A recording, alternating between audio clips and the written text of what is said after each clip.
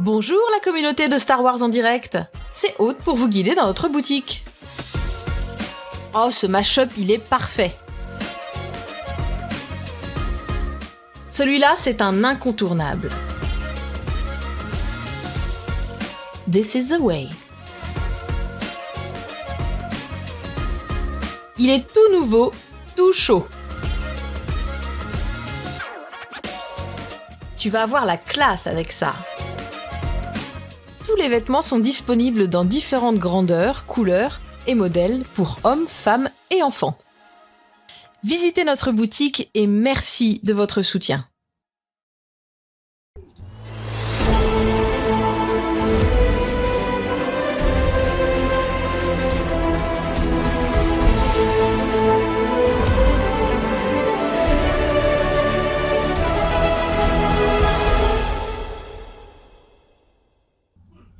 Bonjour, bonsoir, bon matin, bienvenue à Star Wars en direct, la voix du fandom Star Wars pour cette édition littérature qui sera consacrée à deux BD sortis récemment chez Panini Comics, donc en version française. Il s'agit de l'adaptation du Mandalorian et de la BD, la mini-série de 5 numéros intitulée The Halcyon Legacy que Panini n'a pas cru bon de traduire.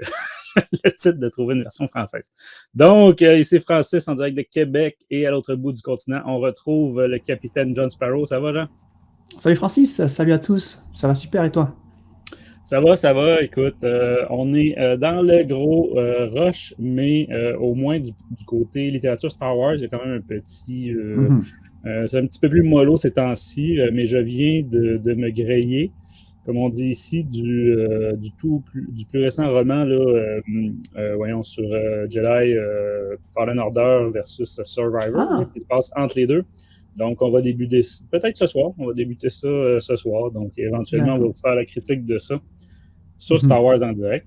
Et tant qu'à être lancé, si je te demandais quoi de neuf de ton côté? Ben oui, c'est marrant parce que exactement comme toi, je me le suis récupéré sur Audible et puis on va se le lancer là dans la semaine. Là. Même si, je t'avoue, n'ayant pas fait le jeu, le premier, je sais pas, j'ai un peu de mal à me lancer parce que je ne connaîtrais pas les persos et tout. Ça serait intéressant hein, aussi de voir. Je sais qu'il y a plusieurs personnes à l'époque du premier jeu. Je pense que ça va être encore plus le cas là, avec la deuxième, hein, parce que en plus, le deuxième, Jedi Survivor, n'est pas disponible sur les consoles d'ancienne génération. Eh oui. Et les consoles de nouvelle génération ne sont pas si faciles à mettre la main dessus et n'ont pas du tout baissé de prix en 3 ans. Donc, moi, ils ont même monté. Je suis pas sûr que je vais le jouer. Ouais, c'est ça, ils ont même monté de prix. Donc, mais on peut faire comme, par exemple, je crois que c'était Loïc lors du premier, là, c'était pas du tout son genre de jeu. Fait qu'il avait pas joué, mais il avait pris toute l'histoire sur YouTube, tu sais, fait que c'est vrai. Les cinématiques, tout ça. C'est quand même, bon. Parce que, tu sais, le gameplay comme tel, à quel point ça fait avancer l'histoire, c'est pas tant. Là. Souvent, ça va être à coup de cinématique. Donc, avant de vous lancer dans le livre qui vient de sortir, ça peut être une idée pour faire un topo de c'est qui les personnages.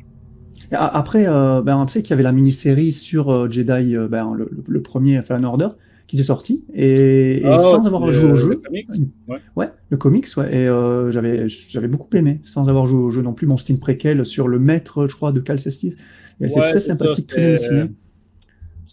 C'était vraiment, pas essentiel à la compréhension de l'histoire du jeu. C'était vraiment, ça avait vraiment rien d'essentiel, mais oui, c'était sympathique. C'était quand même bien. Mais là, ouais, le roman, j'ai vu les personnages qui présentera, ça sera des personnages du premier jeu. Donc si t'as pas l'affect n'ayant pas fait le jeu, je sais pas si ça sera. Mais bon, on va le faire quand même. Mais comme tu dis, ouais, peut-être regarder un petit film des cinématiques du jeu, du premier, ouais, c'est une très bonne idée. On va se faire ça. Ouais, puis tu sais, le jeu, c'était peut-être, je sais pas, c'est au moins 6 heures de jeu, là, mais n'empêche, même plus que ça, je pense que c'était Battlefield, pas Battlefield, pas Battleground, ouais, c'est ça, Battleground 2. Ah, d'accord. Bref, le Star Wars. On n'est pas dans un gamer. Exact, on n'est pas dans un gamer, mais voilà, les cinématiques, ça va assez vite, fait que ça se regarde relativement vite. On va continuer en saluant notre partenaire littérature, donc Star Wars Littérature Québec. Si ce n'est pas déjà fait, on vous invite à joindre le groupe, que vous soyez au Québec ou pas. Hein, on est très inclusif de ce côté-là. Et justement, on vous invite aussi à participer à la collecte de fonds pour la cause de la santé mentale au Québec. Et justement, je crois que c'est cette semaine ou en tout cas tout récemment, j'ai l'image quelque part. Justement, il y a eu un transfert, un don fait à l'organisme GEM, si on peut, j'imagine c'est comme ça se dit, là, le groupe d'entraide pour un mieux-être. Donc, 2700 $. Donc, évidemment, c'est à l'échelle du groupe, mais c'est ça, c'est vos dons et vos participations, par exemple, en produits promotionnels, par exemple, t-shirts et compagnie. Justement, ça sert à ça, là, c'est vraiment à but non lucratif. Fait que, voilà. Et on félicite les organisateurs du groupe là, et les gens les plus impliqués du groupe. Donc, félicitations pour votre beau travail. Ouais, merci à eux. Sinon, on fera pas nécessairement l'émission récente, tout ça, parce que comme c'est un préenregistré, on ne sait pas exactement il va être diffusé quand, mais bref, on a tellement d'émissions ces temps-ci de Mando et de, et de Bad Batch. Donc, évidemment, c'est certain là, que vous avez dû voir ça passer. Mais côté littérature, le plus récent, c'est la semaine dernière, on a fait celle-là sur la bataille de Jeddah. Donc, l'audio-drama, mais qui est aussi disponible dès maintenant là, en version physique. Qu'on peut s'attendre à une traduction, à une publication française peut-être à la fin de l'été, quelque part comme ça. Donc, on vous invite à aller écouter ça. C'était intéressant parce qu'on avait, pour une fois, on avait les deux points de vue. On avait des gens qui l'avaient écouté, l'audio-drama, et on avait des gens qui avaient lu la version script. Donc, moi, je trouve ça très cool d'avoir le retour des deux côtés. Donc, écoute, sans plus attendre, on va passer à l'hyperespace et après, on pourra attaquer la première de nos deux BD. C'est parti. Oh crap! Prepare to jump into hyperspace on my mark. All right, stand by.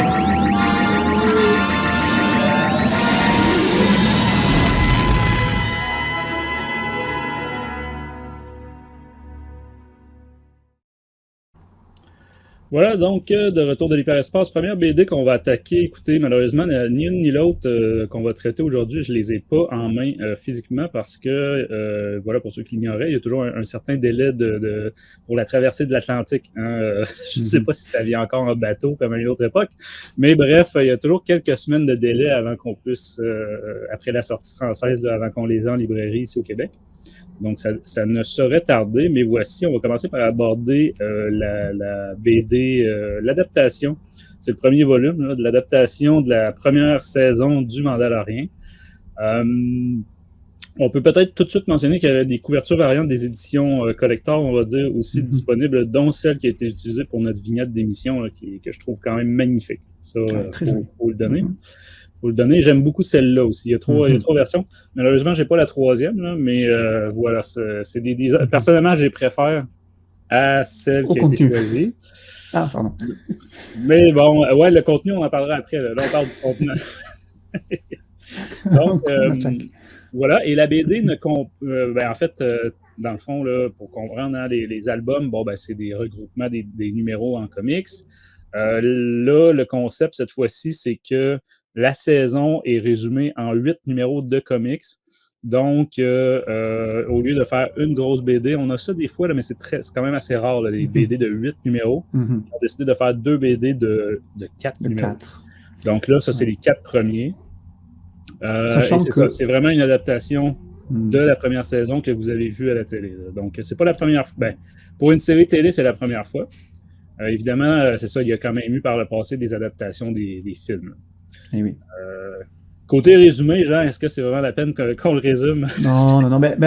Ce qu'on peut dire en tout cas, c'est que c'est 4 numéros comme tu l'as dit, et c'est un numéro par épisode. C'était une saison, la saison 1 c'était 8 épisodes, et là c'est donc 2 tomes de 4 épisodes. Donc un épisode de comics et un épisode de la série. Donc c'est facile à suivre. Autrement dit, on commence évidemment quand on découvre le personnage et que le premier épisode va se terminer sur la découverte de Grogu, qu'on ne sait pas encore qui s'appelle comme ça. Et ça va se terminer, le 4e, c'était celui avec quand on découvre Cara Dune.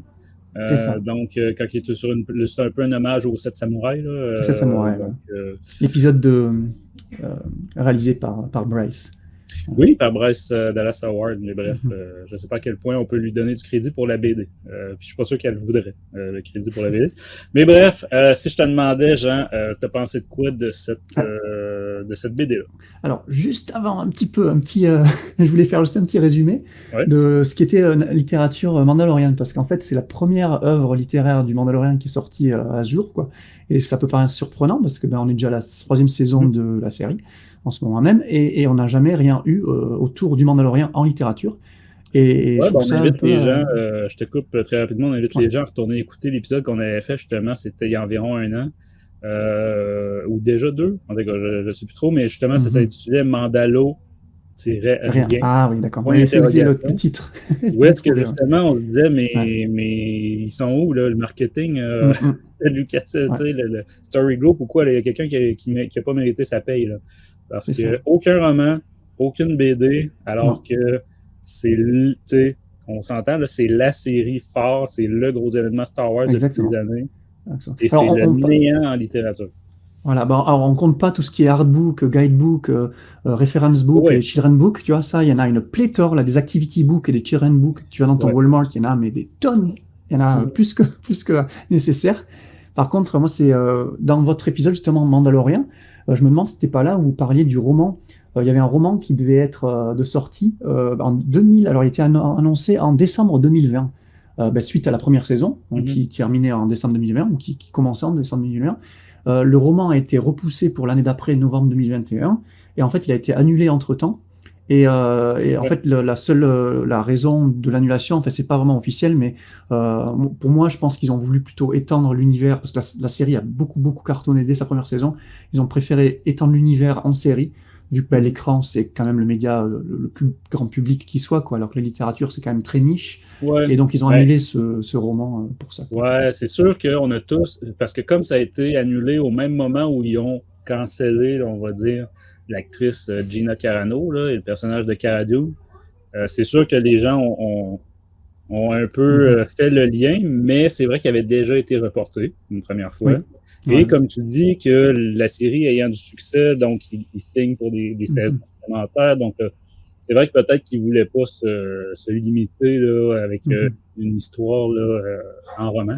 Mais c'est triste parce que c'est ça. Ça laisse un vide que, alors que dès qu'il sort un jeu vidéo, un film, peu importe quoi, on a droit à des romans, tous les jeux vidéo majeurs, on a eu un roman ou une BD, et souvent les deux. Et là, c'est seulement Mando, on n'a rien.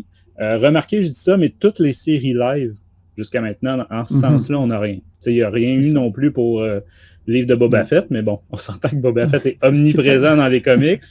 Mais il n'y a rien eu pour Obi-Wan non plus, en parallèle. Puis là, Endor, il n'y a rien non plus.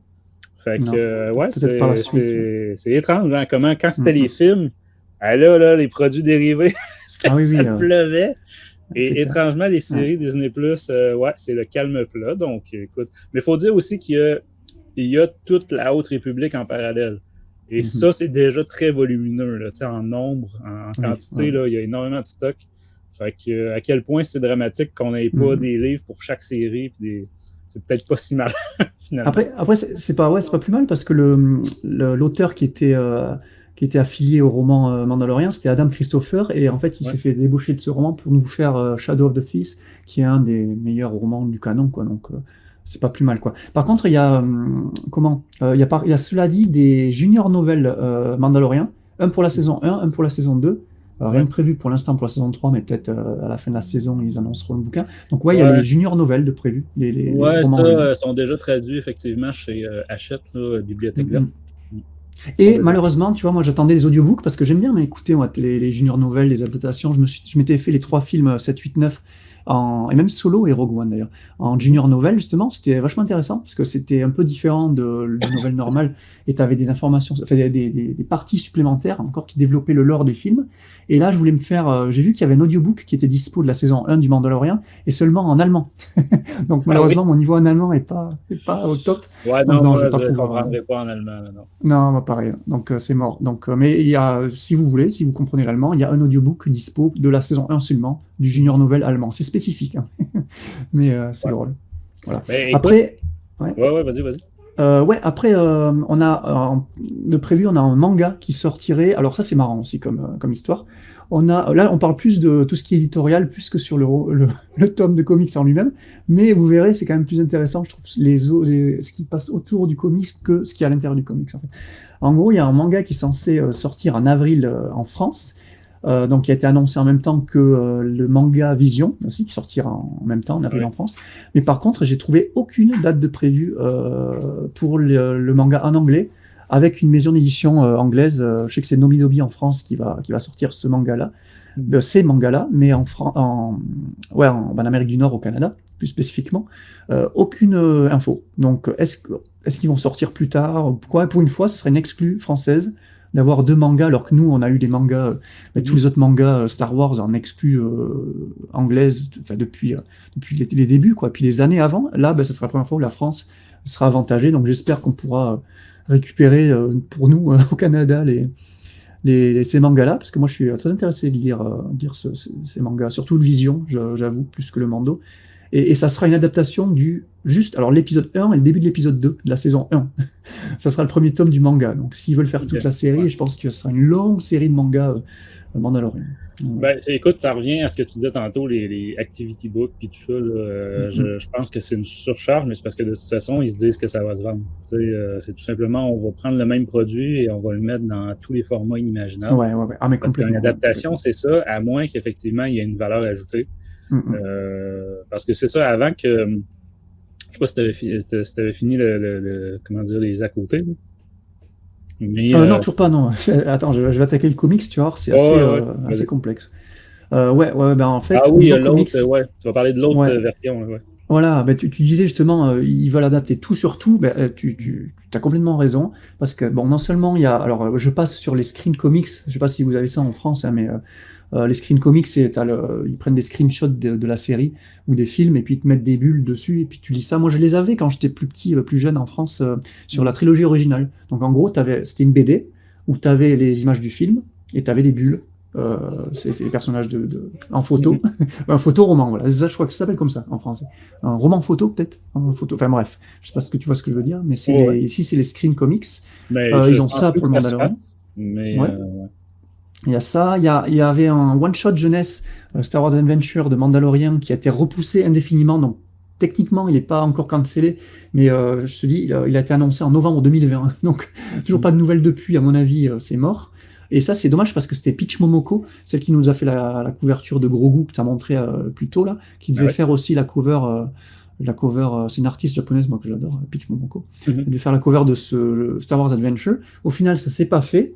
Et enfin, donc le plus important, on a donc le comics régulier qui sort numéro par numéro ici en VO et en paperback souple chez Panini en VF, donc qu'on va critiquer ce soir ensemble.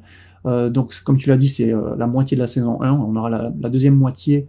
Et nous en VO, on l'aura en mai, donc dans la foulée en France, j'imagine, mai, juin peut-être, la deuxième partie de la saison 1. Mais c'est pas encore fini, on a aussi donc le graphic novel. Alors, roman graphique en français, mais qui est appelé chez Panini la BD officielle. Donc elle a été sous-titrée The Mandalorian, la BD officielle par Panini. Et c'est 2 tomes pour l'instant, 1 par saison, donc c'est différent. Le comics, c'est la moitié d'une saison par tome. C'est le format un peu plus jeunesse, donc ça va un peu plus vite. C'est plus jeunesse. Voilà. Ah, c'est plus jeunesse. Voilà, je voulais te demander, parce que j'ai pas réussi à me procurer ces tomes-là et j'étais pas sûr que c'était vraiment destiné pour un public. Ouais, d'après ce que j'ai compris, c'est ça. C'est un peu l'équivalent de les Marvel versus les Dark Horse. Donc, c'est ça. Avant, c'était IDW. Et oui. Surtout que le comics qu'on va critiquer ce soir, il fait 136 pages pour une moitié de saison, tandis que le jeunesse, du coup, le graphic novel, il est un tome, c'est 80 pages, je crois. Donc, c'est très condensé. Et ça, c'est drôle, parce que ce graphic novel-là, donc cette BD officielle, elle n'est pas dispo via les éditeurs nord-américains. Elle a été éditée que par Panini en Europe. Donc Panini UK si tu le veux en anglais, Panini France donc si vous le voulez en français. Et moi ça m'embête parce que j'aimerais bien voir un peu ce que ça vaut quoi. Il va falloir que tu t'achètes en français, que tu commandes outre-mer comme moi. comme toi. Parce que ceux-là, pour préciser, en tout cas je verrai si jamais je les vois en librairie au Québec, mais je pense pas qu'on va les avoir. On n'a pas toujours tout, là, donc, mais en tout cas, on va voir. Là, mais ceux-là, jusqu'à maintenant, je ne les ai pas vus en librairie au Québec. Non. À moins que les libraires québécois les exportent de France. Je ne sais pas. Mais en tout cas, ce qui est rigolo, c'est que sur Discord, il y a justement, d'ailleurs rejoignez le Discord, c'est trop bien. Discord, ça en direct. Un de nos membres qui s'appelle Capitaine Devane, justement, je le nomme parce qu'il nous a demandé si une étude comparative, donc manga, BD jeunesse et comics, était prévue, et je trouve ça très pertinent d'avoir les 3 formats et de comparer un petit peu. Mais le truc, c'est que voilà, le manga n'est pas encore sorti, il sortira peut-être pas au Canada.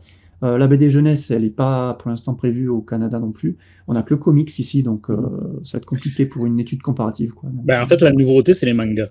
Parce qu'avant, même pour chaque film, on avait ça aussi. On avait la BD adulte, la BD jeunesse, les livres jeunesse, les livres juniors, les livres adultes, etc. Nommez-les, là. Fait que les adaptations sous tous les formats, on avait déjà ça. Mais c'est ça, là, la nouveauté, c'est le manga. Voilà.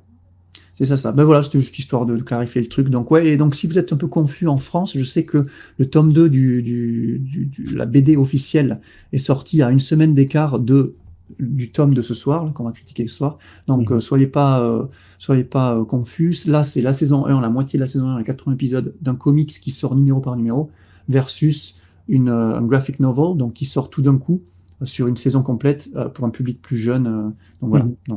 Ouais, effectivement, ça améliorera pas les gens sont déjà confus en librairie, là, des fois. Quelqu'un me faisait remarquer justement récemment que, par exemple, les 100% Star Wars ou Vador ou Bounty Hunters ou Aphra, qui sont liés, par exemple, à Crimson's Reign, et bien là, tu as la BD Crimson's Reign.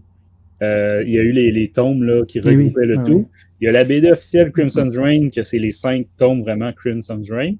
Et les 4 tomes là, de Star Wars, Dark Vader, tout ça, le titre aussi de ce numéro-là en particulier, c'est Crimson's Reign. Fait que, quand t'es à la librairie là, et que sont toutes cordées, là, tu vois juste les titres. Ouais, c'est à te tirer les cheveux, quoi. C'est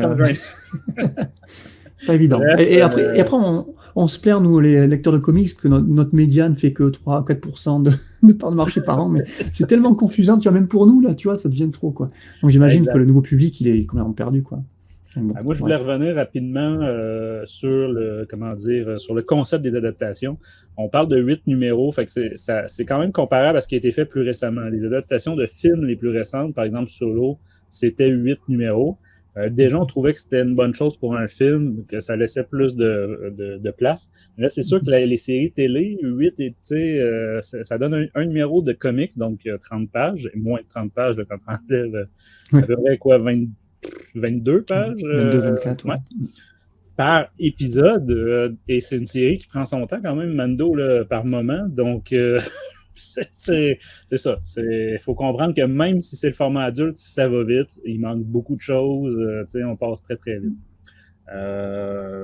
Voilà. C'est marrant ça, parce que pour bondir sur ça, moi j'ai trouvé l'inverse. J'ai trouvé que comme c'est des épisodes de série, ok, mais qui font c'est 30 minutes max, Mandalorian c'est quand même très court. Et il se passe. Et c'est très contemplatif, du coup il n'y a pas vraiment de dialogue, enfin il parle quasiment jamais Mandalorian. Et du coup ça passait relativement vite. Bon, et que je te rejoins, ça se lit très très vite, hein, le tome se lit extrêmement vite, mais au final, je me demande, j'ai pas fait un comparatif en regardant la série, tu vois, mais je me demande s'ils ont vraiment supprimé les trucs, parce que j'ai pas noté ça. Écoute, on tombe dans la critique, justement, on peut déjà dire que s'ils n'ont pas supprimé rien, ils n'ont certainement rien ajouté. Oui, c'est sûr, complètement. Ça, j'ai fait l'effort parce que j'ai beaucoup de choses à critiquer à cette BD-là. Donc, j'ai fait l'effort de valider, est-ce qu'il y a des ajouts, des choses comme ça. Parce qu'il y en avait. Dans la BD de Rogue One, il y a quelques scènes ajoutées. Dans celle de Solo, on est allé ajouter toutes les scènes supprimées là, de son procès à l'armée, tout ça. Fait que c'est ça. Des fois, même la pire. Donc, et c'est une des 2 BD avec la pire note que j'ai jamais donnée, c'est celle du Réveil de la Force. Même dans celle-là, il y avait c'était juste une, là, sur 6 numéros, je crois. Il y avait une scène ajoutée, alors que là, pour Mando, il n'y a rien, il n'y a aucune valeur ajoutée, ce n'est que vraiment une transcription de la série là, comme telle. Fait que si, avant d'aborder les dessins, le niveau graphique, en termes de contenu, genre, est-ce que tu as quelque chose de positif à me vendre? Parce que moi, pour l'instant, là, ça part très, très, très mal pour cette BD-là. Alors, ça va être très vite. Pas vraiment, mais j'ai quand même noté 2-3 trucs très cool, mais quelques points positifs, on va dire, les plus de ce comics-là. Si vous avez apprécié la saison 1 de Mandalorian, si vous kiffez vraiment la série, que vous voulez vous replonger dedans, ça peut être pas mal. Enfin, moi, c'est extrêmement fidèle, on va dire. Voilà, c'est du copier-coller. Si on a aimé l'épisode, c'est sûr que ça va le faire, quoi. J'ai trouvé les covers, tu en as mentionné quelques-unes, il y en a d'autres. En VO, je sais qu'on a plusieurs covers sur la fin qui sont vraiment, vraiment bien. Là, tu as montré celle de... Alors, encore une fois, c'est Peach Momoko qui a fait celle de Grogu, là, qu'on a utilisée pour la miniature, qui est magnifique. Alors, c'est un personnage, moi, que j'ai de plus en plus de mal à apprécier. Grogu, je parle, mais parce qu'il est partout, tout le temps. J'en peux plus, là. J'ai fait une overdose de Grogu. Mais sur cette couverture-là, la patte de Momoko, moi, elle m'emporte à chaque fois. J'ai la cover de David Hara, la deuxième que tu avais mis, la deuxième variante. Moi, je la trouve très très jolie. La cover principale, que tu trouvais moins graphiquement moins stylée, mais qui est de Adi Granov, je la trouve quand même très très bien aussi. Donc les covers sont très jolies. Elle est efficace, là. Ouais, carrément, ça te met dans le temps et tout. Et c'est rigolo parce que le dessinateur de cette cover-là, la régulière, donc Adi Gradov, c'est lui qui illustrait pas mal de sourcebook du jeu de rôle Star Wars Role Playing Game de Wizard of the Coast. Donc ceux qui jouent au jeu de rôle, ça pourrait aller. Non, c'est son style-là, quoi. Il est vraiment très très réaliste, quoi. Très roots aussi, très sombre et tout. Donc ça, j'ai trouvé ça très très cool. Donc les covers, le fait que ça suive la saison 1, et je te l'ai dit juste avant, le fait que ça se lise très vite, donc en même pas 10 minutes, tu t'es fait le tome. C'est les seuls points positifs que j'ai retrouvés. Voilà, c'est bon. Après, on peut passer au moins et au dessin, donc. Écoute, parce que si on reste sur le contenu, scénario, tout ça, évidemment, c'est l'histoire écrite par Jon Favreau, donc il y a du positif, tout ça, ça peut, je sais pas, mais je me dis, à la limite, pour quelqu'un qui n'aurait pas écouté la série, mais tu sais, ça existe encore. Ouais, on va mieux écouter la série. Tu sais, quand même un enfant qui recevrait ça en cadeau là, à Noël, est-ce que c'est ça qui va lui faire écouter la série? Moi, j'ai beaucoup de mal, là. C'est ça. Quand il n'y a aucune valeur ajoutée, je vois pas l'intérêt. Pour les dessins, écoute, est-ce que j'ai le nom du dessinateur? Je sais pas toi, ça t'a pas tilté quand t'as vu le nom du dessinateur? Moi, direct, j'ai eu ça en intro. Je suis voilà. C'est qui déjà?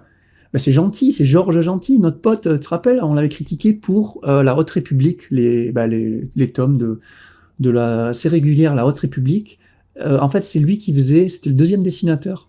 T'avais l'excellentissime Anendito. Moi, j'adorais les dessins de cette série parce elles sont magnifiques. Mais quand Anendito était secondé, c'était lui qui faisait les dessins. C'est lui qui a fait la fameuse, le premier dessin de Lournadi qu'on ait vu. C'était Gentil et c'était affreux, quoi. Enfin, Lournadi était extrêmement mal dessiné. Et c'était avec Tom et... Pour que les gens voient un peu le style minimaliste. Et moi, je trouve que ça fait comics jeunesse. Vraiment, ça fait... et même encore, là. C'est extrêmement limité en termes de détails. Et de, Après, c'est comme tout, tout le temps. Là, est-ce qu'il y avait des délais insurmontables? Est-ce que, on ne sait pas. C'est la saison... On parle de la saison 1, elle est sortie il y a 2 ans. On pourrait parler de ça justement. Les adaptations, c'était pareil avec le réveil de la force et Lucross. C'était Lucross, je crois, au dessin, qui était absolument affreux. Là, c'était atroce. Alors que c'est un excellent dessinateur. Mais c'est vrai que pour celle-là, il y avait eu 0 temps, tout avait été fait en urgence. Et moi, j'aurais bien voulu avoir des gens de l'édito. Pourquoi pas prendre plus de temps, quitte à... Moi, une adaptation, je me rappelle, j'avais les tomes... Quand une date de sortie préfixée pour fitter avec la sortie d'un film, à la limite, tu te dis, il y a la sortie, c'est une sortie multimédia, tout ça. Alors que là, la série, là, Mando, la saison 1, ça fait plusieurs années. Là. S'il y a eu de l'urgence mise là-dessus, elle était où l'urgence? Voilà, donc l'urgence, je sais pas. Franchement, je pense que c'est plutôt le gars qui sait pas dessiner, parce que là, ça fait 2 œuvres où on le rencontre où il sait pas dessiner, donc il nous a rien. Pour l'instant, il nous a rien prouvé. Et tu parlais d'urgence et tout, mais pour moi, une adaptation de quoi que ce soit. Moi, c'est la première fois que je critique une adaptation sur Star Wars en direct. Mais je me rappelle des tomes de la trilogie originale et de la prélogie que j'avais en tome rigide à l'époque quand j'étais plus jeune. Et à moins que ce soit dans mon souvenir, mais c'était superbe, quoi. Tu reconnaissais les personnages, il n'y a pas de problème, c'était pas du copier-coller de la série, tu avais le style dessinateur, c'était quand même très beau, quoi. J'ai pris des exemples là aussi, où est-ce qu'on voit pas tout ce qu'on aurait à critiquer. Moi, je me souviens à la lecture m'être dit, non, mais le casque du Mando est souple. dans cette BD-là. Je veux dire, le casque change de dimension selon ce qui se passe. Ah, On le voit j'ai pas pas nécessairement, remarqué comme je disais.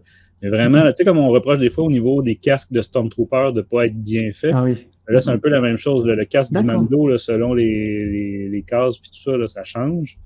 Grogu, comme je montrais ici, je trouve que c'est vraiment... Il n'y arrive pas. Hein. La Grogu, il seule y arrive chose pas. positive, je dirais, c'est au niveau de la colorisation. Ça, c'est bien. Oui, mais encore c'est ça. C'est tout ce que je peux donner. Même, parfois, on va dire le découpage des cases. Il y a des choses originales qu'on ne voit pas souvent. Mm-hmm. Là, comme vous voyez à l'écran, c'est classique. C'est ça. Mais tout ce il n'y a pas grand-chose à retenir de ça. Ouais. Tout ce qui est découpage, c'est à mettre au crédit de... Ben, on n'en a pas parlé, mais l'auteur, c'est Rodney Barnes. Et lui, il a fait le World of the Bounty Hunter sur le one-shot sur IG-88. Et il a fait la mini-série Lando Double or Nothing, tu vois, là, sur la jeunesse de Lando version Donald Glover. Ouais. Et ça, c'était relativement bien, quoi. On a bien aimé le one-shot, on a bien aimé cette mini-série. Exact. Donc, je pense que, niveau découpage, comme tu dis, ça va. Il n'y a rien de flagrant, quoi. Mais ouais, le dessin, c'est pas possible. C'est dommage, on n'a pas sélectionné la deuxième page du comics. Moi, je me rappelle, tu tournes, tu as les crédits du début du tome. Regardez bien la deuxième page, tournez la première page, et vous avez le premier dessin de Grogu. C'est affreux, quoi. C'est affreux. J'ai même pas osé la sélectionner pour vous montrer ça, tellement c'était pas beau, quoi. Pas beau du tout. Alors, c'est marrant parce que justement, dans les points positifs, j'avais dit quand même donc il a un problème avec les visages. Gentil, il n'arrive pas à dessiner les visages. Baby Yoda et tout, Grogu, tous les autres. Carl Weathers, tu le reconnais pas du tout. C'est peut-être pour ça qu'ils l'ont mis sur Mando. Ils se sont dit, il enlève jamais son casque, donc ça va faire ça de Voilà, exactement. Et justement, je me suis dit, le Mando, par contre, en armure, moi, ça m'a pas choqué, tu vois. Je me suis dit, au moins, le Mando, il a bien réussi. Mais si tu me dis que toi, tu es plus spécialiste des casques, que non, il y a des problèmes de dimension entre les casques. Il y a des dimensions étranges là, ici et là. Parce que après tout ce qui est vaisseau, créature, même IG-11, il est pas mal fait, je trouve. Il y a une splash page ou deux qui passent, qui sont plutôt jolies, je trouve, quand même, tu vois. C'était pas... Mais parce qu'il n'y avait pas de visage à l'écran, c'était le Mando qui fait une pose badass. Mais j'avais sélectionné justement cette image-là qu'on voit à l'écran, là. Désolé pour ceux qui nous écoutent en podcast, mais on voit justement la première prise dans le premier épisode, là, quand la série commence. L'espèce de, je sais plus le nom de la race, là, mais c'est aquatique, là, la tête est bleue. Et je veux dire, c'est affreux. Il n'y a aucun détail. C'est juste pas beau. Pas beau. C'est sûr que c'est ça. Moi, par exemple, quand je lis des petits comics jeunesse des séparés en tout petits morceaux de, je sais pas, 4-5 pages, là, tu t'attends à un niveau graphique plus bas aussi, là, mais je sais pas, quand tu payes presque 50$ avec les taxes pour un album, cartonné, tout ça, c'est ça, le niveau d'exigence vient un peu avec, mais bon. Ah, et puis je sais pas, c'est pareil, ça sera discuté, mais tu vois, je trouve le dessinateur de The High Republic Adventure, justement, qui avait son style, qui a pas plu à tout le monde quand on a fait l'émission avec Aurélien Vives, mais justement, moi je trouvais qu'il y avait un style de fou pour une œuvre jeunesse. C'est pour ça que j'aime pas trop qualifier les œuvres jeunesse de plus basse que les œuvres. C'est juste que généralement, c'est des histoires beaucoup plus courtes. Plus légères. Parce que c'est ça, The High Republic Adventure est un peu l'exception dans la règle. Là, c'est vraiment une histoire linéaire de plusieurs tomes, tout ça. Alors que habituellement, les jeunesses, c'est pas le cas. Mais bref, écoute, voilà, je veux pas qu'on s'éternise sur cette BD-là qui, de mon point de vue, est un désastre total. Vraiment, là, un échappé, un produit fait, on va dire, sur commande. Et il était temps, dans un sens, qu'il l'ait, l'adaptation, mais tant qu'à donner ce résultat-là, peut-être qu'il aurait été mieux de ne pas la faire ou de prolonger. Prends ton temps, quoi. Prends ton temps, ou si le dessinateur n'y arrive pas, prenez notre dessinateur, quoi. J'ai vraiment hâte de le revoir quand même, ce gentil, pour qu'il nous prouve le contraire, quoi. Pour les pauvres qui sachent faire ce beau dessin. C'est une question de temps, mais moi, j'ai pas l'impression que c'est le cas. Écoutez, mais c'est vrai que le Cross, c'était atroce, le réveil de la force, et après, par exemple, quand il est arrivé avec Tron, c'était magnifique. Voilà. Donc, mais c'est ça. Là, j'ai pas l'impression que c'est une question de manque de temps. Je pense que c'est son style, tout simplement. Puis, comme tu dis, on a eu l'exemple avec l'autre qu'on dénonçait aussi là, dans la Haute République, là, avec l'Ournadi qui avait l'air de rien. Oh là là là là. Et c'est marrant quand Anendito reprenait l'Ournadi, elle était mais super bien dessinée. C'était le jour et la nuit. Vraiment, c'était fou, quoi. Là, pareil, pardon. Ouais. T'as Cara Dune sur la fin. J'allais dire que quand on prend tout ça en considération, toi qui as tendance justement à être généreux sur tes notes, quelle note tu donnerais à cet album-là? Est-ce que tu conseillerais l'achat? Non, complètement pas. Non. Moi, si vous voulez revivre le Mandalorian saison 1, regardez les épisodes de Mandalorian saison 1, quoi, c'est tout. Mais non, je conseille vraiment pas. D'ailleurs, à noter, c'est marrant parce qu'elle est en solde un peu partout, là. Tu sais, tu vas sur Amazon CA, tu vas sur les sites de revente de comics. En ce moment, ça fait 2-3 semaines, là, elle était en solde. Bizarrement. La version originale anglaise. Originale en VO, ouais. En VO, elle était en solde partout. Partout, elle était à plus de 50%. Parce que je pense pas qu'elle ait un succès plus que ça, quoi. C'est vraiment pour ceux qui veulent tout avoir, comme c'est mon cas. Là, mais écoute, je suis pas mal d'accord avec toi. J'ai vraiment du mal à trouver un public pour qui ça peut être intéressant. Parce que même les jeunes, j'ai l'impression qu'ils vont... Justement, ce serait pas une bonne manière d'intégrer, de suggérer aux jeunes de lire les BD Star Wars. Commencez pas par ça. Non. Surtout pas. Même s'ils ont aimé la série de Mando, c'est justement, fait que c'est l'anti-exemple, là. Écoute... voir le graphic novel, enfin la BD officielle, ce que ça donne quand on l'aura dégoté, on en touchera 2 mots. Et le manga, j'imagine que niveau dessin, ça devrait le faire quand même, parce que c'est quand même des bons dessinateurs, les mangaka. Ben, espérons, mais je rappelle que autant vous avez donné un 100% récemment dans une émission manga à Étoile perdue, et vous avez donné une très mauvaise note, je crois que c'était à Luc, les légendes de Luc. C'est vrai qu'il y a eu des dessins vraiment bizarres sur ça. Ouais, c'est vrai. Des fois, même les mangas peuvent être rushés, comme on dit. Là. Donc, complètement. Fait que si je te demandais une note pour cet album-là, Jean? Où est-ce que je l'ai mise? Ouais, alors, en fait, j'ai mis un petit 12. Alors, tu m'as dit, mais c'est pas mauvais, machin. En fait, je sauve le scénario qui reste fidèle à la série. Je sauve les covers qui sont vraiment très très jolies. Vraiment toutes, elles sont très jolies. Ça, je dois l'accorder. Et voilà. Voilà, donc pour ça, allez, 11-12. Là, je suis en train de... Allez, 11. Je descends en direct, là. Ouais, c'est ça, c'est la note de passage selon les endroits ou les niveaux scolaires, là, 10, 11, 12. Excellent, mais on rappelle que de ton côté, les notes ont tendance à être plus haut que ça. Donc, ça reste une mauvaise note. Ouais, voilà. C'est, au niveau standard, c'est moi, écoute, c'est pas compliqué. Les pires BD, j'ai ma liste à côté de moi, j'ai ma pyramide inversée, on va dire. Les pires notes, c'était justement le Réveil de la Force et des BD là, comme Mace Windu et tu sais, l'ère de la République, l'ère de la Rébellion, tout ça, là, que c'était tous des one-shots.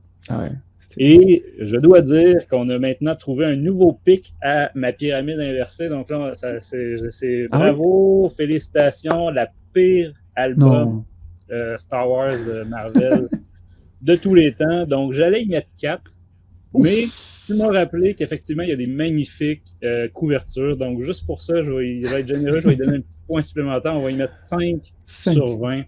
Donc, non, c'est ça. Un échec total de mon point de vue, cette BD-là. Donc, à n'acheter que si vous êtes complétiste. Vraiment, là. Moi, c'est la même chose avec le Réveil de la Force. Je ne l'ai pas acheté pendant très, très, très longtemps. Et j'ai fini par me résoudre en me disant, là, je vais le prendre avant que ce soit plus disponible. Juste parce que je suis complétiste. Mais c'est ça, là, c'est encore pire. Il y a encore moins d'intérêt. Même dans celui de la Réveil de la Force, il y avait une scène ajoutée. Je crois que c'était quand Phasma tombe dans le compacteur. Quand Finn jette Phasma dans le compacteur. Là, d'accord. Là, il n'y a rien. Il n'y a rien. Donc, n'achetez pas cela à moins de vraiment compléter votre collection. Exactement. Sur cette désastreuse note... Mais notre deuxième BD. Ouais, vas-y. Moi, je serais quand même surpris de savoir si jamais vous avez apprécié le comics. Dites-nous dans les commentaires ce que vous avez pensé du truc. Si vous avez aimé les dessins, expliquez-nous. Je serais très curieux.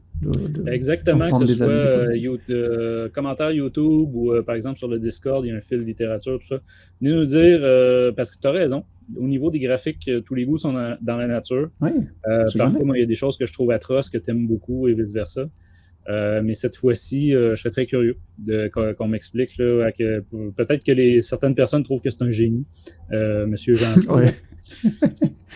Faudrait qu'on m'explique. Donc, c'est ça. Venez nous donner votre avis sur la BD. Et sur ça, on va passer à une autre BD. On va voir si c'est du même niveau ou si c'est un chef-d'œuvre. Donc, la Halcyon Legacy, Et je vais enlever la bannière au bas, là, ceux qui nous écoutent, pour que vous voyez qu'il y a un petit logo Panini Comics. Donc, c'est la seule façon pour vous de savoir que c'est la version française.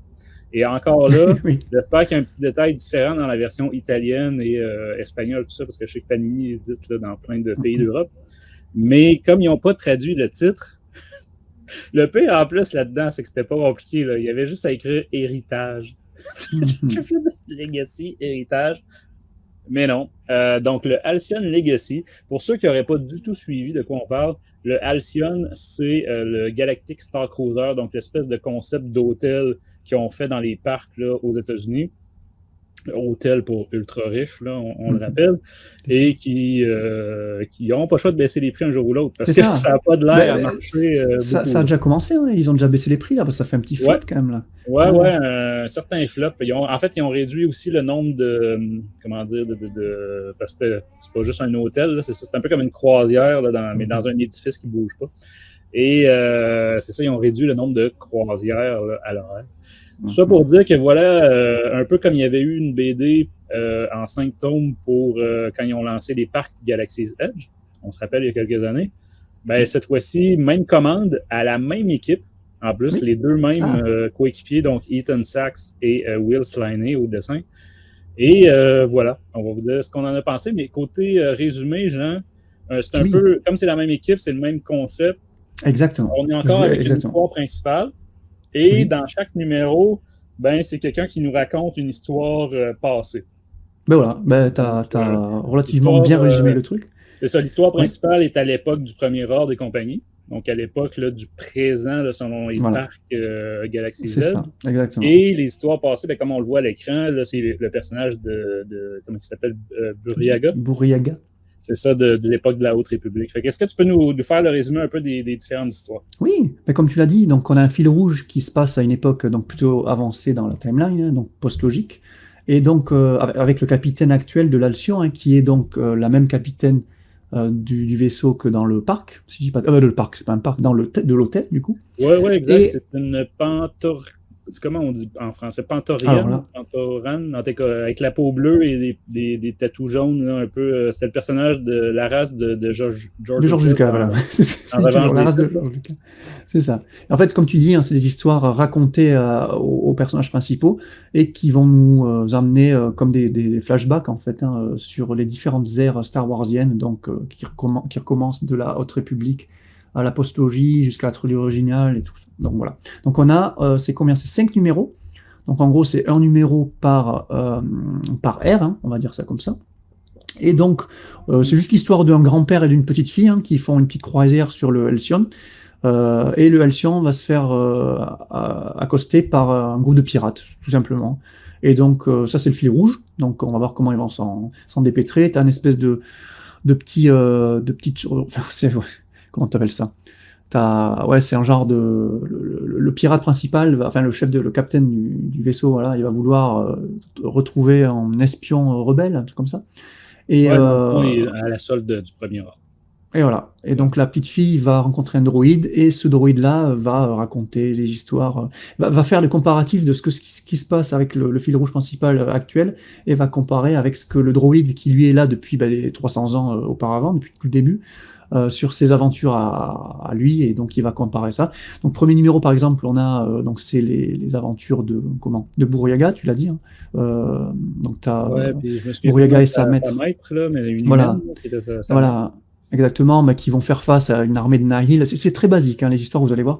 Donc voilà, donc ils vont se battre contre les Nihil qui vont aborder le Halcyon, parce que oui, tous ces passages flashbacks ont lieu dans le Halcyon, quoi. C'est vraiment des flashbacks dans le même vaisseau, quoi. C'est vraiment la même structure, le même principe que la BD Galaxy's Edge. Moi, je sais que je l'avais pas tant aimé, mais je sais qu'il y a des gens qui l'avaient bien aimé, là. Donc c'est vrai, tu sais, là, c'était lié toujours au site, là, le Batuu. Donc là, c'est la même chose, c'est lié au Galactic Star Cruiser.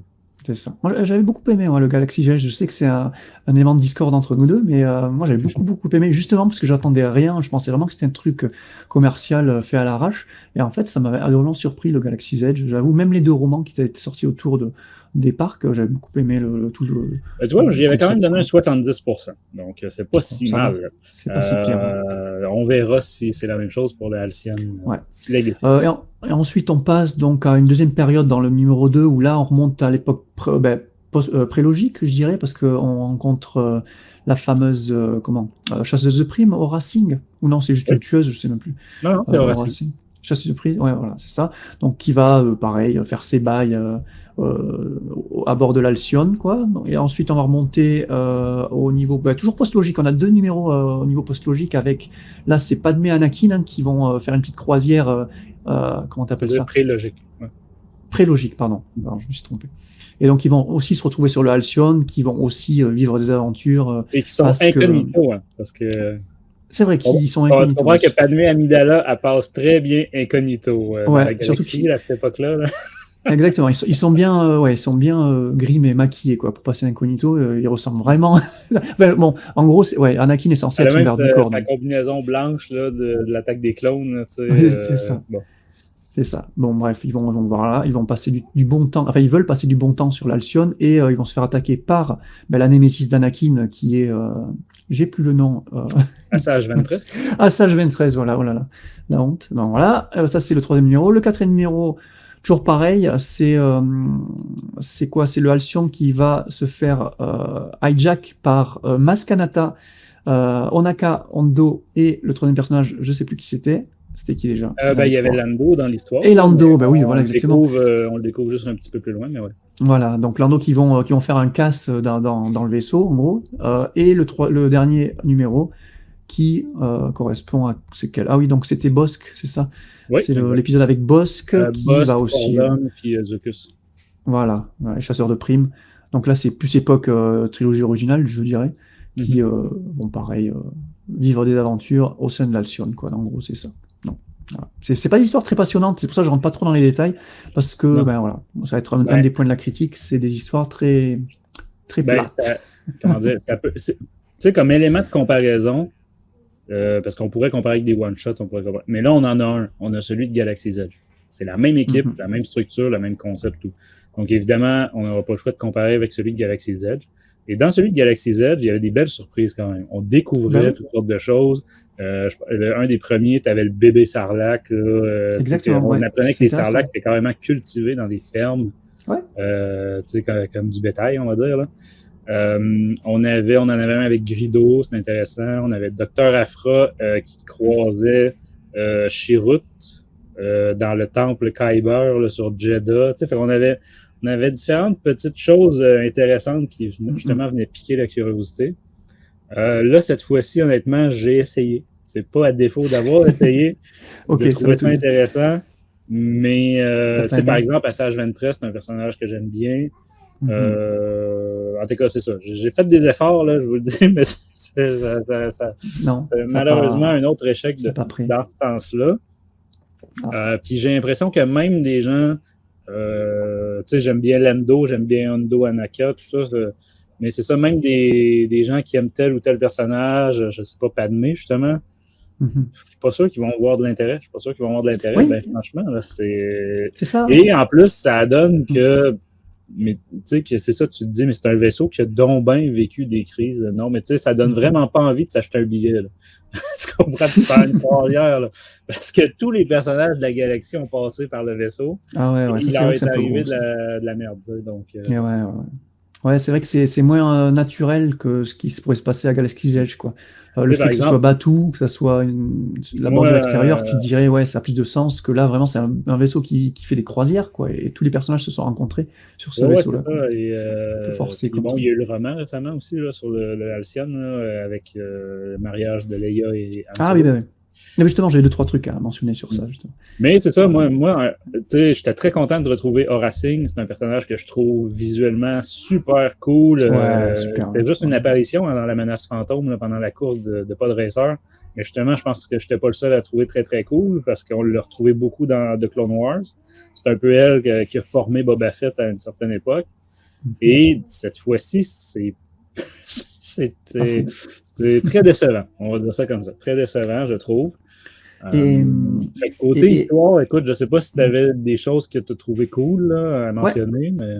Ouais, carrément. Ben, moi déjà, j'aime bien l'auteur Ethan Sachs. Donc nous, on le connaît bien hein, chez Marvel déjà parce qu'il a fait le Old Man Hawkeye qui est excellent. Mais dans Star Wars, moi je l'aimais bien au scénario de l'ongoing Bounty Hunters au début quand c'était intéressant. Là sur la fin de Bounty Hunters, j'avoue que je décroche de plus en plus. J'ai un peu plus de mal avec cette série. Mais lui et son dessinateur Paolo Vinalini, je trouvais ça excellent quoi, vraiment. Bounty Hunters. C'est lui qui avait fait l'excellent Allégeance aussi, qui fait le pont entre l'épisode 8 et 9, que j'avais adoré. Ouais, Bien sûr qu'il moi, fait. non, j'avais vraiment pas accroché. Ah, t'avais pas aimé? Ah ouais, du coup, c'est marrant. Et moi, le Galaxy's Edge, encore une fois, que j'avais beaucoup aimé. Et le dessinateur, alors, je sais pas ce que t'en penses. Tu parlais tu comparais les dessins de Gentil juste au-dessus, là. À celui-là, moi, franchement, j'ai beaucoup aimé Will Slayney, qui, ouais. Ben, c'est drôle Alors, parce qu'on va pouvoir justement. mais c'est un style très particulier, il faut avouer. Voilà, là, voilà. moi, déjà, première des choses, si on tombe dans le graphique, première des choses, les poses. C'est un dessinateur voilà, oui, qui ne peut pas s'empêcher à toutes les 2 pages de mettre des personnages dans des poses farfelues ou en mouvement, mais moyennement, c'est toujours comme ça. Là, j'ai un autre exemple justement où est-ce que c'est Anakin et qui se bat avec. Donc, toujours ce genre de comment dire, de print screen là en mouvement, en grand mouvement. Fait que une fois de temps en temps, dans une scène d'action, bon, c'est une chose. Mais la fameuse pose d'Undo, là, je vous le dis, elle est dans les 5 numéros, avec différents personnages. Tu sais, la pose, là, je suis en mouvement comme ça, là, et je cours. Il l'a dans tous les numéros et multiples fois dans chaque numéro. C'est ça. Ça finit par faire un peu étrange. Mais c'est marrant, je suis d'accord avec toi. Dans les moins, moi, dans les moins de ce comics-là, justement, j'avais un tiré, c'était certaines poses de personnages vraiment ridicules, et tu vois, c'est un truc qui, pareil, m'a sauté aux yeux. Quoi. Les poses, alors peut-être pas celle d'Onaka, tu vois, celle d'Onaka, je la trouvais sympa, là. Celle que tu viens juste de montrer, mais c'est vrai que certaines poses sont, même au Racing, t'as des poses où elle se tord, tu dis, mais c'est pas possible, quoi. Enfin, tu me diras, c'est une alien, elle a peut-être, physiologiquement, elle est peut-être différente de nous, mais il y a des limites. Il manque des vertèbres à quelque part, peut-être. Ah ouais, non, c'était vraiment bizarre. Même Anakin ici, là, regardez le corps d'Anakin. Est-ce que vous imaginez ça au cinéma? Est-ce que vous voyez Hayden Christensen faire ça? Peu importe. Non. Et moi, la deuxième des choses que je voulais mentionner, écoute, je peux pas croire que tu l'as pas remarqué, c'est les bouches. Les bouches et les lèvres. Mais c'est génial. Mais exactement. Les lèvres. Je sais pas si c'est quelqu'un qui a grandi la génération Duckface, là, comme on disait ici. Tu sais, c'est toujours les bouches en cul de poule, comme d'autres diraient. Mais c'est ça, des grosses babines à tous les personnages, vraiment sans exception. C'est génial que tu vois. Des rares exceptions. Regardez par exemple la capitaine, regardez sa seconde. Surtout la capitaine. Surtout la capitaine, c'est ouf. Il y a juste ceux qui ont des barbes à la limite pour cacher ça. Mais ouais, moi, je trouve ça affreux, mais je suis complètement d'accord. Complètement. Complètement d'accord avec toi. Mais c'était un de mes deuxièmes tirés, justement, dans les moins. C'est pareil, j'ai fixé sur les lèvres. Des personnages, c'est souvent des personnages féminins relativement bien dessinés, quoi. Et les lèvres, elles sont ultra pulpeuses. Quoi. On a un exemple ici, hein, avec les visages, tu sais, les barbes, tout ça. Moi, c'est ça, il y a plein de côtés très positifs, mais malheureusement, je trouve que c'est gâché par certains petits éléments comme ça qui me font, on va dire, décrocher, à me dire, ah non, là, c'est atroce. Et c'est malheureux parce que c'est des petites choses qui viennent gâcher le reste avec le coloriste que j'ai plus le nom, là. Mais je trouve que ça fait quand même une bonne équipe au niveau des couleurs, tu sais, c'est varié selon les ambiances, des choses comme ça. Selon, justement, on est dans une salle plus dorée, on va dire, là, tu sais, salle de bal du bateau de croisière. Donc, fait que c'est ça. Mais ouais. Non, c'est vrai, c'est complètement ça. Il y a puis c'était la même chose avec Galaxy's Edge. Hein, c'est exactement le même style graphique. Ou avec Alevant aussi que tu as nommé, là. C'est vrai, je me demandais, ça m'avait moins marqué, enfin, j'avais pas noté ça à l'époque, alors ça fait longtemps aussi, hein, j'ai peut-être moins tilté. Il avait fait aussi le Rise of Kylo Ren, donc, j'avais pas. C'était lui, ça? Ouais, avec Samsung en dessin. Voilà. Moi, c'est juste ça. C'est un style, là, et en mouvement comme ça, là, je déteste. Je déteste. Sinon, par exemple, sur d'autres aspects, sur l'aspect mécanique ou les casques, par exemple, de Stormtrooper ou tout ça, c'est très bien. Mais c'est ça. Malheureusement, les vaisseaux, hein, des fois, on reproche aux gens là, leur dessin des vaisseaux. Mais c'est ça, on reconnaît les personnages aussi essentiellement par leur race, par leurs vêtements, par leur...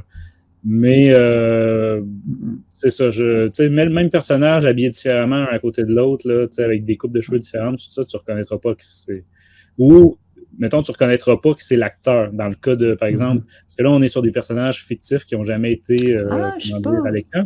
Mais quand c'est Padmé et Anakin, ça va, je trouve, non? Moi, je reconnais pas du tout le visage. C'est vrai? Ah, tu vois, ça m'a pas choqué. Par exemple, Asajj Ventress, ici, bon, Asajj Ventress, c'est sûr qu'il est apparu en version animation là, de Clone Wars. Fait que là, bon, on peut peut-être, pardonner cet aspect-là. Là. Ah, mais c'est vrai que là sur cette image-là, donc si vous avez la vidéo, vous verrez bien, là, c'est vrai que le Asajj, c'est pas très ressemblant, là, du coup, effectivement. Par contre, les lèvres...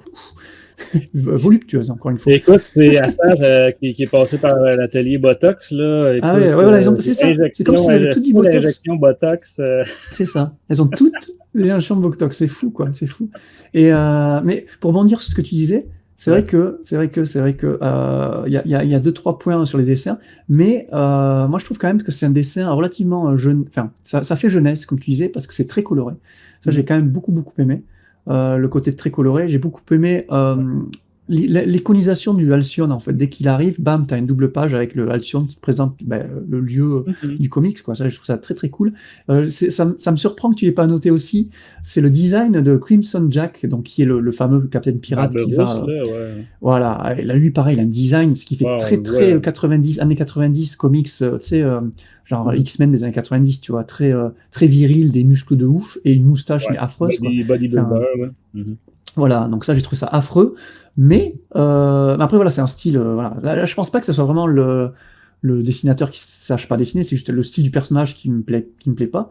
Tandis que son vaisseau, par contre, moi je le trouve excellent. Alors il fait pas très Star Wars, ça fait très Captain Harlock plus, tu vois, c'est plus un bateau volant avec des voiles. Ça fait ou la planète au trésor là de Disney, tu sais, avec un galion avec des voiles à plasma quoi, en gros.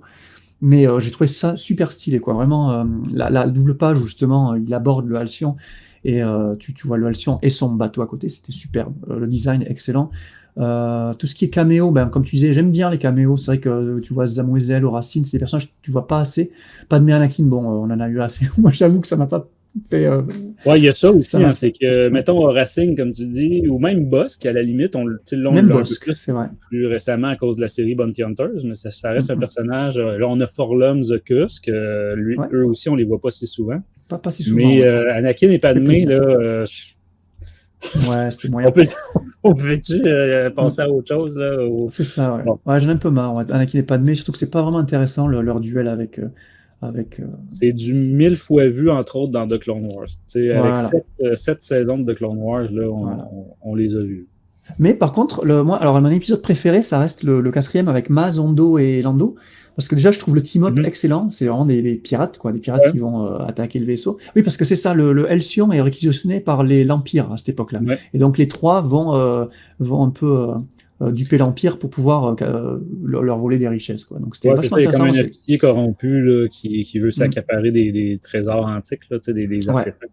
Ouais, ça, c'était très cool. Voir les trois personnages que moi, j'aime beaucoup. Alors, Hondo... On peut dire ce qu'on veut. Moi, j'ai beaucoup aimé le design. Plus t'avances dans la série The Clone Wars et là, avec les comics, plus ça va, et surtout avec Galaxy Edge, maintenant qu'il est carrément dans le parc, quoi. C'est un personnage du parc. Je trouve qu'il fait de plus en plus Jack Sparrow au niveau du design. Ouais. Tu vois, alors déjà les dreads, tu voyais dans la fameuse. C'est pour ça que j'aime beaucoup. J'adore les personnages en dread. Je trouve les dreads. Il faudrait que je m'en fasse. Un de ces jours, j'aimerais trop.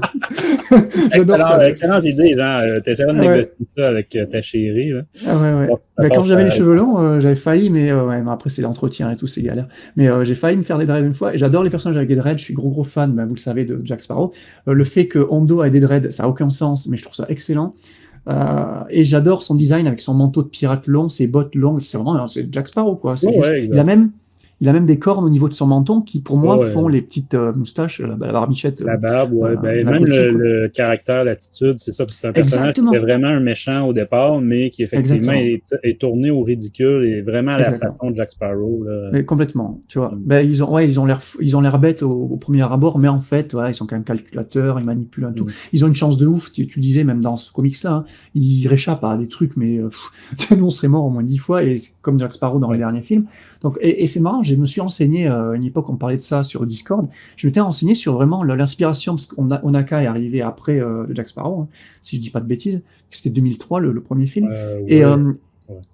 Et j'ai jamais retrouvé une confirmation des créateurs qui disent que Hondo Onaka a été inspiré par Jack Sparrow. Et moi, pour moi, c'est obvious, quoi. Alors, qu'en pensez-vous dans les commentaires, encore une fois, je serais très intéressé de savoir. Il faut dire aussi qu'au départ, dans The Clone Wars, c'était peut-être pas tant le cas, là. Les premiers épisodes de The Clone Wars, où est-ce qu'il apparaît, là. C'était pas ça. Là, t'as même des épisodes c'est les derniers Clone Wars, la dernière saison, là où t'as vraiment, là, dans le comic, c'est pas le cas, il a plus un casque, mais dans la série, il a vraiment un chapeau de pirate, quoi. C'est le même chapeau de pirate que Ouais, ça, c'est le casque un peu récupéré, je crois, de sa version dans Rebels. Ouais, voilà. C'est ça. Oui, c'est vrai que dans Rebels, il Bref, on digresse complètement sur. Peut-être qu'un jour, on aura une BD sur Hondo Onaka. Mais voilà, sinon, écoute, est-ce que tu avais des détails en particulier à mentionner? Juste vite fait, moi j'ai beaucoup aimé le caméo final justement de Vi Moradi. Je l'ai aperçu sur un de tes screenshots là. Ben, en fait, donc, un personnage que j'aime beaucoup. C'est même la belle surprise. Parce que moi, c'est un personnage qui, malgré le roman qui lui est dédié, en fait le deuxième, là, parce que c'était quand même, on se le cachera pas, l'héroïne du roman Phasma. C'est ça. Mais dans le roman Galaxy Z, qui est vraiment sur elle. Pour moi, le roman est désastreux. Le roman est excellent. Mais personnage que j'adore. C'est vraiment un personnage personnellement que j'aime beaucoup. Ouais. Donc là, c'était la belle surprise. Mais là, après, tu vois le bas de la page, c'est écrit The End. Donc c'est la fin. C'est génial. Ouais, non? Donc moi, je pensais qu'enfin, bon voilà, mais c'est ça, on voit que c'est quand même tourné très autour du parc, hein, parce que les gens vont sortir de l'hôtel, de leur expérience à l'hôtel, et ils se retrouvent à Batuu. C'est ça. Et ils vont croiser justement Vi Moradi. Donc voilà. C'est très bien pensé. C'est ça. Mais c'est ça. Moi, j'aurais préféré, par exemple, au lieu d'avoir l'oncle et c'est un grand-oncle, hein, je pense, ou un grand-père. Oui, c'est ça. Bref, c'est ça. Sa petite fille. Au lieu de ces personnages-là, j'aurais préféré que ce soit Vi Moradi tout le long. Ah oui, ben, effectivement. C'est un personnage que j'aime beaucoup. Enfin, j'ai adoré ces deux livres. Phasma était exceptionnel comme bouquin. Sa suite est. Moi, j'avais beaucoup aimé. Bon, bref, à chaque fois qu'on en parle, il faudrait vraiment que je le relise parce que ça me titille. Voilà. Comment ça se fait que tu l'aies autant détesté, ce bouquin? Mais, ouais, écoute, ben, moi aussi, il faudrait peut-être que je le relise, mais si un jour il sort en français aussi, hein, parce que je pense qu'il est sur une tablette déjà traduit depuis longtemps chez Pocket, mais qui attendent que Disney ouvre un Galaxy Z à Paris pour le sortir, et c'est comme ça se fait pas. Donc, bon, voilà. Et Vi Moradi, c'est donc comme elle est sur comme elle est sur Batuu, c'est une actrice qui joue ce rôle-là dans le parc. Si vous vous baladez dans le parc, vous la verrez très certainement, quoi. Donc, qui est une espionne rebelle. Où est-ce que c'est ça, il y a tout un spectacle autour d'elle, là, avec des explosions et tout ça. Là. C'est ça. Parce qu'elle donc des troupes du premier ordre. Voilà, exactement. Et du coup, moi j'avais 2-3 petits easter eggs dans ce comics-là. Déjà, le compas du Halcyon, là, qu'on voit qui est mentionné dans le roman Princess and a Scoundrel, et qui est présent dans le vrai hôtel d'ailleurs. Là, on le voit vraiment de visu, quoi. Il y a une page sur c'est un compas assez spécial, on va dire, une espèce de sablier, on va dire, un truc comme ça. Donc ça, c'était très cool. Le droïde qui raconte les histoires aussi, c'est un personnage de l'hôtel, évidemment. La présence de Zitar dans l'épisode sur la Haute République. En fait, c'est ça, c'est Bouriaga versus Zitar. Et Zitar, si vous avez lu les romans de la phase 1 de la Haute République, vous savez que c'est un des 3 tempestes de Mark Yonro. Donc moi, c'est un personnage que j'aime beaucoup. Dans son aussi. costume là, de mec Warrior. Exactement. Fait un petit peu, ça me fait penser à ça, tu vois, le Zitar, l'épisode 2 de Mandalorian, là, que j'ai vu récemment, l'espèce de bestiole qui est dans une espèce d'armure, un mecha, ça me fait penser un petit peu à ça. Il y a aussi, alors, je sais pas si c'est vraiment ça, je me rappelle que dans le Princess and a Scoundrel, Han Solo faisait des marques sur, alors moi je me rappelle que c'était la salle des machines, il avait fait une marque, Et là, il y a un passage où l'héroïne principale, la petite fille, ou peut-être son grand-père, je sais plus, remarque une marque sur le mur de l'hôtel, mais ce n'est pas la salle des machines. Alors je me demandais, question à la con encore une fois, est-ce que c'est la marque d'Han Solo ou non? Mais pourtant elle le pointe, et il n'y a aucun payoff après ça. Donc à quoi ça servait de mentionner cette marque-là? Alors pour moi, c'est celle de Han Solo, c'est juste le dessinateur n'a pas situé cette marque-là au bon endroit comparé au roman. Alors c'est un détail à la con, mais bon, voilà. Et c'est une scratch que tu peux voir dans le vrai hôtel, apparemment. Si tu vas à Alcyon, tu le verras. Quoi. La marque de Han Solo, qu'il a faite pendant la honeymoon avec Leia. Quoi. Donc c'est très cool. Et voilà, mais c'était tout niveau référence. Voilà. Il y a 2-3 références au roman Princess and the Scoundrel dans ce comics-là. Donc, ouais, c'est ça. Ben, tu sais, c'est ça, c'est ces deux produits, le livre et la BD, là, qui vont être en vente justement au moment de la croisière. Donc, à mon avis, ça va se vendre quand même. Ça va se vendre sur place. Si on avait accès au chiffre de vente, on pourrait voir. Là, c'est pas comme malheureusement, c'est des infos. La seule info qu'on peut suivre au niveau des chiffres de vente de comics, c'est quand il y a des réimpressions. Donc, ça donne des indices. Mais voilà. Reste à voir s'ils vont en avoir pour ceux-là. Écoute, à ce moment-là, est-ce que tu conseillerais l'achat? Ben, je sais pas trop, parce que en fait, c'est pas le tome est pas nul en soi, tu vois, c'est pas le tome précédent, je trouve qu'il a un peu plus d'intérêt, mais j'avoue, je me suis pas assez passionné pour aucune des histoires, à la limite celle de Maz et de Hondo, mais alors du coup, pour moi, c'est un peu sans saveur ce tome-là, hein. Donc oui, t'as des caméos ça et là, c'est très cool, mais au final, ce qui s'y passe, c'est assez ennuyeux. Le fil rouge, moi, il m'a pas passionné plus que ça. Et non, j'avoue, tu comparais souvent à Galaxy Edge, moi, ce dernier m'avait beaucoup plus emporté que celui-là. Là. Donc, le conseil, peut-être pas. Peut-être pareil, comme le premier, c'est pour les complétionnistes, quoi. Pour les complétistes, pardon. Et du coup, je conseillerais peut-être pas. Même pas aux plus jeunes, tu vois, parce que peut-être tu visites l'hôtel et puis après tu te le prends. À la limite, tu reconnaîtras des passages. Pour les plus jeunes aussi, c'est des personnages qu'ils ne connaîtront pas ou même pas cet hôtel-là, tout ça. Donc, effectivement, là aussi, j'ai du mal à identifier à qui s'adresse directement la BD, autre que les clients, justement. Les enfants, surtout parce que même les adultes, il y a des BD vraiment avec des thèmes sombres, tout ça, là, c'est pas le cas. Fait que c'est ça. Les enfants qui visitent l'hôtel avec leurs parents. Je pense que c'est pas mal ça. Écoute, c'est dommage parce que le concept est intéressant, tu vois, revoir les différentes périodes de l'univers Star Wars sur 300 ans via ce vaisseau-là. Le concept est sympa, mais je sais pas, ça manque de sel là, tu vois. C'est un peu fade, quoi. Ben, ça manque d'intérêt pour justement les gens comme nous là, qui veulent savoir un peu tout ce qui se passe. Développer plus l'univers. Une note pour négatif? Je l'ai pas trouvé nul en soi, donc j'ai un petit 13, tu vois, j'ai mis un petit 13, c'est pas nul, j'ai pas passé un mauvais moment, mais j'ai pas passé un bon moment non plus devant, donc voilà, donc moyen plus, quoi. Excellent, tu vois, moi c'est ça, celui de Galaxy Z, j'avais donné un 14, celui de Allégeance, là, j'avais donné un 12. Ah oui, écoute, là, c'est ça. Puis même les couvertures, hein, on est passé très rapidement. Ah non, c'est vrai! Et les couvertures, moi j'aime bien le style. C'est joli, mais le design tout blanc, avec juste un personnage comme ça, j'ai pas les 4 autres, là. Oui, mais, c'est un style. Oui, t'as raison, c'est un style plus épuré, peut-être justement pour faire un petit peu moins tâche là, sur une tablette dans l'hôtel. Mais c'est vrai que ça fait. Et les 4 que tu mentionnes, elles sont dans le même style que ça. Elles sont vraiment. T'as des espèces de. Tu vois, il lie les couleurs du personnage principal avec le couleur de fond. C'est assez spécial. Le montage est bizarre. Il y a celle de du dernier numéro. Non, celle de Hondo Ohnaka, justement, où t'as les 3 personnages. Le découpage est super intéressant. C'est vraiment. C'est un style. Hein. C'est E.M. Gist, le coveriste, dessinateur de couverture.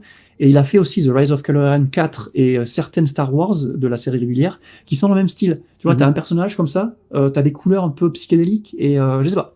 Moi, j'aime bien le style. C'est très joli, mais sur moi, c'est ça. C'est le fond tout en blanc là, que j'ai un petit peu de mal. C'est ça.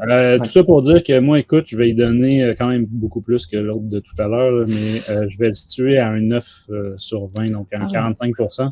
Parce que voilà, les points positifs, pourquoi donner des points, je trouve, sont très limités. Il y en a, comme j'ai dit. Il y en a, mais honnêtement, là, est-ce que ça vaut le 45$ plus taxes? le temps aussi que vous allez le mettre à le lire, tout ça. Moi, je pense que vous allez vous ennuyer, mais bref, pour les complétistes, évidemment, c'est à prendre quand même. Fait un 9 sur 20, 45% pour Halcyon Legacy. Donc, j'avais prévenu la semaine dernière que ça allait être un épisode un peu déprimant. mais voilà. Si vous avez aimé, encore une fois. Exactement, c'est ça. Si à l'inverse, vous êtes amoureux de ce style graphique-là, que vous avez trouvé telle ou telle histoire très intéressante à cause de tel détail, tel personnage, quelque chose qui nous aurait échappé, ben venez nous parler de ça dans les commentaires. Moi, c'est ça, je suis toujours très intéressé au retour, surtout quand c'est, je vous empêche pas de penser d'avoir le même avis que moi, là, mais c'est ça, si vous avez un avis différent, je suis très intéressé à entendre le pourquoi. Fait que venez jaser de ça. On vous rappelle de partager l'épisode, les pouces, les commentaires, les choses comme ça fait une grosse différence au niveau référencement et ça fait une différence au final au niveau financement aussi. On vous invite à soutenir la chaîne, si on peut dire ça comme ça, soutenir le podcast. Parce que c'est loin d'être gratuit. La production et surtout le fait de publier les émissions, là, donc ça finit surtout au nombre qu'on est rendu maintenant, là, avec plusieurs par semaine. Il y a des frais à ça. Donc, merci de nous soutenir. Et voilà. Tu avais quelque chose à ajouter, Jean? Non. Là, les prochains comics qu'on va chroniquer, ça sera pas, si vous voulez savoir l'info, ça sera pas les recueils sur comment ça s'appelle. C'est les compilations d'albums qu'on avait. Là, c'est Hidden Empire, le nouveau événement, là, mais voilà, Hidden Empire. Ça sera pas le cas. Ça sera pas le cas. On le fera pas parce que on s'est dit que les 2 premiers crossovers nous ont un peu tués. On aurait peut-être pas dû adopter cette formule-là. Donc là, on va revenir à la formule 100%. C'est ça. Qui, de notre point de vue, est beaucoup plus bien meilleur, en fait, là, à la fois pour la lecture, tout ça. Même si ça fait que vous lisez les choses un petit peu dans le désordre, ça empêche que ça fait une histoire qui se lit beaucoup mieux. Donc, on revient à la formule du 100%, mais effectivement, ça veut dire qu'il va se passer plusieurs mois là, avant qu'on... Mais il va y avoir les autres séries en parallèle, là, les mini-séries. Par exemple, il vient de commencer Sanastaros en anglais, etc. Il va y avoir ça. Et pour rester dans la littérature, il va y avoir justement celle du... c'est pas Jedi Fallen Order, comment ça s'appelle? C'est Battle Scars. Battle Scars. Donc, voilà, sur Cal Kestis et sa fille Nikit. Donc, restez à l'écoute de Star Wars en direct. Et bon, comme je disais, toutes les semaines, là, ces temps-ci, on a celle sur Mandalorian. On a des résumés à coups d'arc, de 3-4 épisodes de Bad Batch aussi, qui commencent à être intéressants quand même. Là. Ceux qui détestent de Bad Batch, là, je vous invite quand même là, aux alentours d'à peu près épisode de 9-10. Là, on tombe dans une intrigue un petit peu plus intéressante au niveau galactique, la formation de l'Empire, le remplacement des clones par les Stormtroopers, etc. Ah, OK. Good to know. Donc, je vous invite quand même à jeter un œil à ça. Retour de personnages aussi qu'on n'avait pas vu depuis très, très longtemps. Donc, voilà, j'essaie de teaser. Ça marche. Tu piques mon intérêt, là, tu vois, pour prendre la série. Ouais, exact. Fait que voilà, écoutez, merci Jean merci à toi. pour ton apport toujours très apprécié aux émissions et écoutez de la part de toute l'équipe, merci d'avoir été à l'écoute de Star Wars en direct, la voix du fandom Star Wars et que la force soit avec vous. Ciao! Star Wars en direct remercie ses partenaires Mint in Box, Planète Star Wars Universe, le groupe Star Wars Geeks Québec, la boutique Kaya et la convention Génération Star Wars et Science-Fiction.